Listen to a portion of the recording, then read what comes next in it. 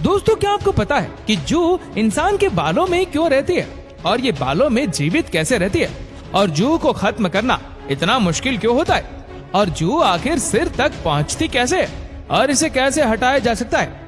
आज हम जू के जीवन चक्र से लेकर उससे संबंधित कई रोचक तथ्य आपको बताने वाले हैं, तो वीडियो को बिना स्किप किए अंत तक जरूर देखिए।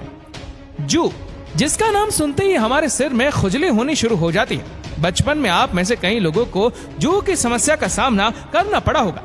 जू को बहुत से लोग लीक भी कहते हैं, लेकिन असल में दोनों बहुत ही अलग अलग होते हैं। जू के अंडों और उनके बच्चों को लीक कहा जाता है।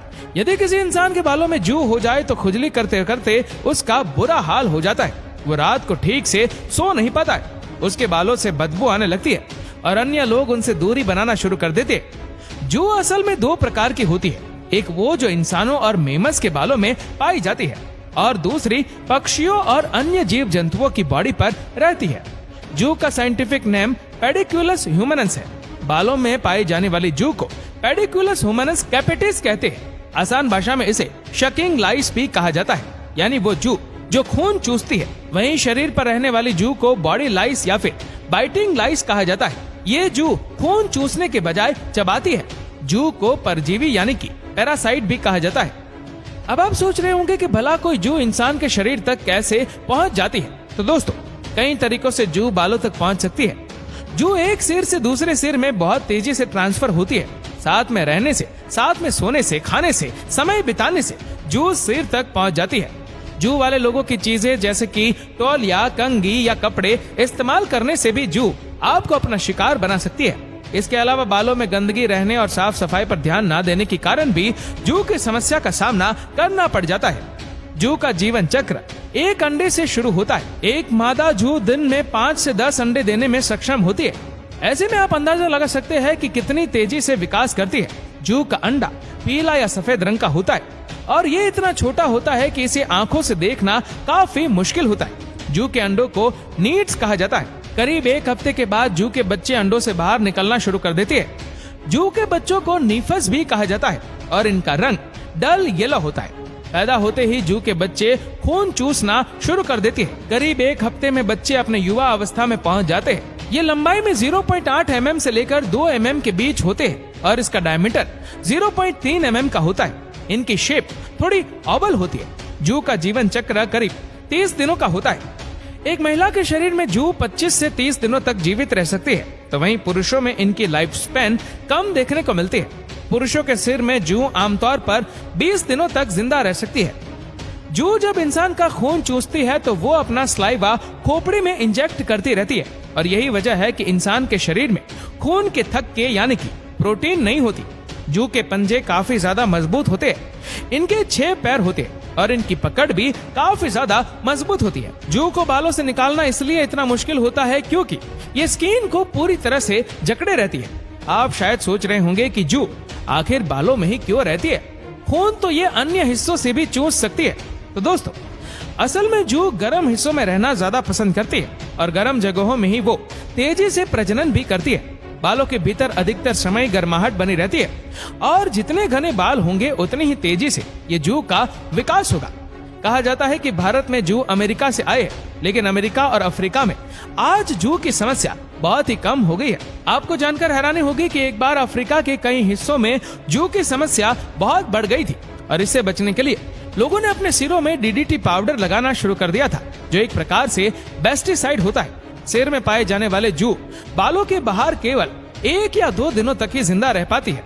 जू की लगभग 532 प्रजातियों की खोज अब तक की जा चुकी है। एक बात और आपको जानकर हैरानी होगी कि जू 8 घंटे तक अपनी सांस रोक सकती है। ऐसे में अगर यदि आप चाहे कि कुछ देर तक सिर को पानी में डुबो कर रखे या फिर स्विमिंग पूल में रहने से आपके सिर की जू चली जाएगी, तो ये आपकी गलतफहमी है।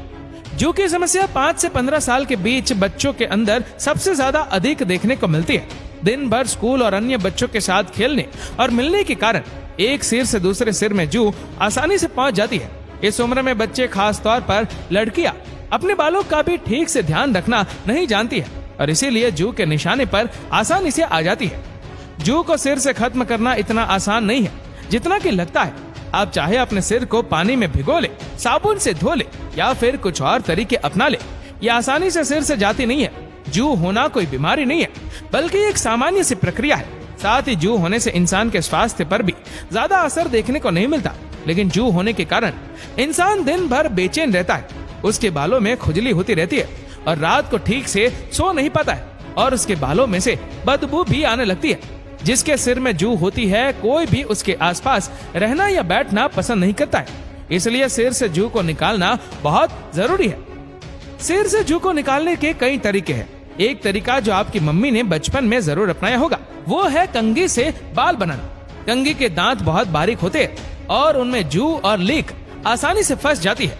इससे जूं निकालने का एक पारंपरिक तरीका भी कहा जा सकता है। कई दिनों तक रोजाना कुछ देर कंघी करने से जूं की समस्या से काफी हद तक निजात मिल जाती है। सिर से जूं को पूरी तरह से निकालने के लिए साफ सफाई का खास ध्यान रखें। समय समय पर अपने बाल धोते रहे। बाल धोने के लिए आजकल बाजार में कई प्रकार के शैम्पू और केमिकल्स आ गए हैं, जिनकी मदद से काफी जल्दी सिर के जूं खत्म की जा सकती है। जूं की समस्या से बचने के लिए ऐसे लोगों से दूरी बनाए रखें जिनके सिर में पहले से ही जूं मौजूद है। खास तौर पर अपने बच्चों को इसके बारे में जरूर बताएं कि स्कूल में जूं वाले बच्चों के साथ ना बैठे या उनसे थोड़ी दूरी बनाकर रखें। हालांकि ये भी उन्हें जरूर बताएं कि किसी भी बच्चे के साथ अलग बर्ताव ना करे। ऐसा बर्ताव करे कि उसे ऑकवर्ड भी ना लगे और आप भी जूं से भी बच जाए। सिर से जूं को खत्म करने के लिए आप डॉक्टर की सलाह भी ले सकते हैं। कई बार जूं के कारण बालों के अंदर सड़न होने लगती है, वो बांस मारने लगते हैं, सिर में पिंपल्स और दाने भी निकल आते हैं। यदि ऐसी कोई समस्या हो तो तुरंत ही डॉक्टर की परामर्श ले। जूं निकालने के लिए आप नीम के पेस्ट का भी इस्तेमाल कर सकते हैं। कुछ नीम की पत्तियां ले और उन्हें पीस कर पेस्ट बना ले।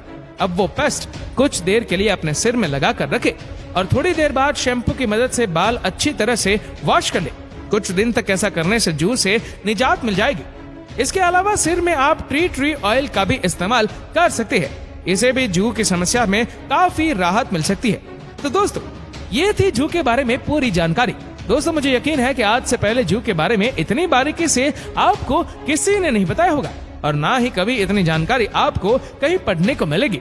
अगर आपको आज की वीडियो पसंद आई तो इस वीडियो को अधिक से अधिक शेयर करें और कमेंट करके हमें जरूर बताएगा क्या आपके सिर में कभी जूं थी या नहीं। और ऐसे ही और भी फैक्ट वीडियो को देखने के लिए फॉलो करें हमारे पेज को और सब्सक्राइब करें हमारे YouTube चैनल को, जिसके लिंक हमने नीचे कमेंट सेक्शन में दे रखी है। धन्यवाद।